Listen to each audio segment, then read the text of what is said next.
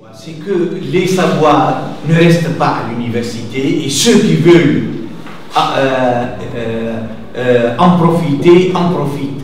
En profitent pas en termes de diplôme, c'est un partage de savoir, c'est un partage de culture, c'est diffuser la culture scientifique, diffuser la culture démocratique, c'est très important parce que par rapport à ce qui s'oppose. C'est vrai que si on pense à la France, l'éducation populaire, ça remonte au 19e siècle. Jean Massé, avec la Ligue de l'enseignement laïque, qui était l'éducation populaire, qui a créé, qui est reliée, c'est vrai qu'elle est articulée sur plusieurs autres choses. Ce n'est pas seulement des cours faits par des enseignants, qui soient universitaires ou non, mais aussi d'autres activités, le théâtre, le cinéma, les colonies de vacances sont intégrées dans ce qu'on appelle, moi je fais partie de la Fédération des œuvres laïques à Lyon, ça regroupe plus de 200 associations qui font partie de l'éducation populaire. Donc c'est différentes choses. L'université, c'est vrai que c'est venu après. Mais on ne peut pas, en Tunisie aujourd'hui, avec ce qui s'est passé en 2010-2011, différentes choses se font en même temps. Et on ne peut pas dire aujourd'hui, ce n'est pas aujourd'hui le moment de l'université populaire, commençons par l'éducation populaire telle qu'elle s'est faite, les choses vont se faire en même temps. Et on ne peut pas dire on va programmer, l'université populaire viendra après l'éducation populaire. Je crois que c'est très important de rappeler ça. Autre chose, cette université populaire, c'est pas seulement des universitaires qui interviennent. Moi, quand j'interviens à l'université populaire à Lyon, ce n'est pas que des universitaires. Tous ceux qui ont des choses à proposer et qui rencontrent la demande des usagers de l'université populaire. C'est avec eux qu'on fait le programme.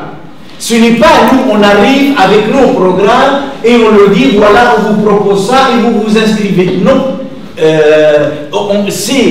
Ceux qui vont intervenir, c'est avec les usagers de l'université populaire qui construisent le programme.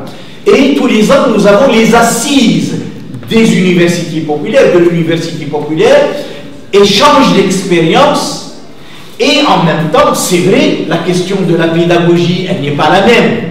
Quand la pédagogie à l'université a des gens qui ont suivi un cursus et qui est finalisé pour l'obtention d'un diplôme, c'est pas la même que des gens qui là, moi je ne viens pas pour demander un diplôme, je ne demande pas pour demander une qualification, je viens parce qu'il y a telle question qui m'intéresse et le reste, ça ne m'intéresse pas. Je ne viens pas pour faire tout un cursus d'historien ou tout un cursus de géographe ou tout un cursus de politologue, je viens parce que telle question m'intéresse et je veux donc en profiter. Et c'est ça qu'il faut avoir présent à l'esprit. On ne va pas arriver avec une université populaire, des programmes clés en main, et voilà, on va vous dire, rencontrer les gens, voir quelles sont leurs attentes, voir quelles sont leurs demandes, et s'adresser aux personnes qui peuvent répondre à cette demande en même temps. Et c'est vrai, l'université populaire, il y a d'autres formes d'université.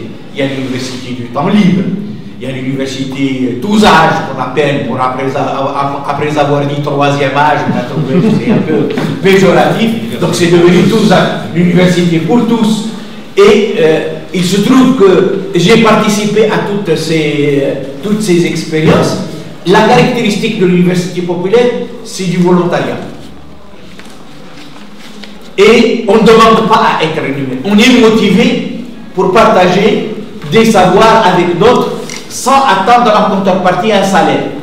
Ce qui n'est pas le cas pour l'université du temps libre, ou l'université de tous âges, ou l'université pour tous. Là, on l'intègre dans notre service universitaire.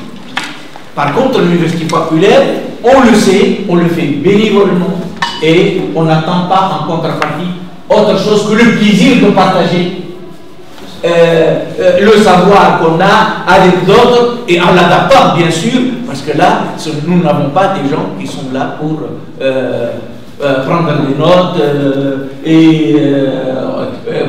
pour l'examen. Ils sont là parce qu'ils se posent des questions et il faut être prêt à discuter avec eux sur les questions qu'ils posent.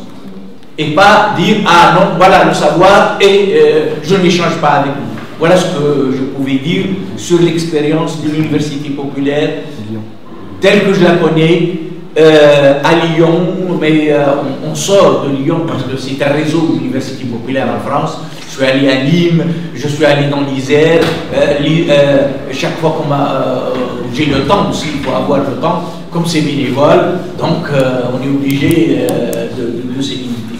Voilà ce que je voulais dire.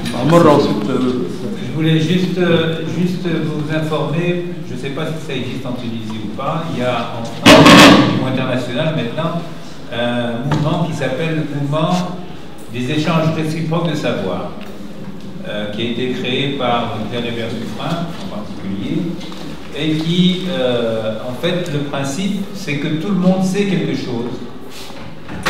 Et donc, c'est la rencontre entre des demandeurs de savoir et des offreurs, des gens qui offrent des savoirs. Et le principe, c'est que celui qui demande un savoir s'engage, une fois qu'il a reçu ce savoir, à offrir un savoir qu'il a lu.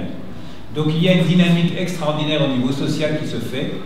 J'ai fait partie à un moment de ce mouvement, je l'ai expérimenté moi, en tout cas au niveau apiculture, sur l'Ardèche où je suis.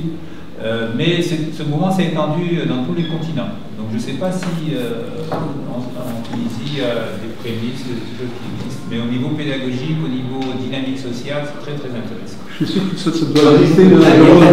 J'ajoute quelque chose par rapport à ce qui a été dit, par exemple, ces réseaux de l'éducation populaire, par exemple, à Lyon, on intervient, c'est le théâtre national populaire qui nous offre les locaux. Ailleurs, c'est les maisons de culture qui nous offrent les locaux. C'est pas payant. Il faut s'articuler avec les structures qui existent et qui, elles aussi, ont affaire à une population qui a d'autres demandes, et entre autres cette demande-là. C'est vrai que, comme c'est bénévole, on ne peut pas se permettre de louer des salles où il faut bénéficier des infrastructures culturelles.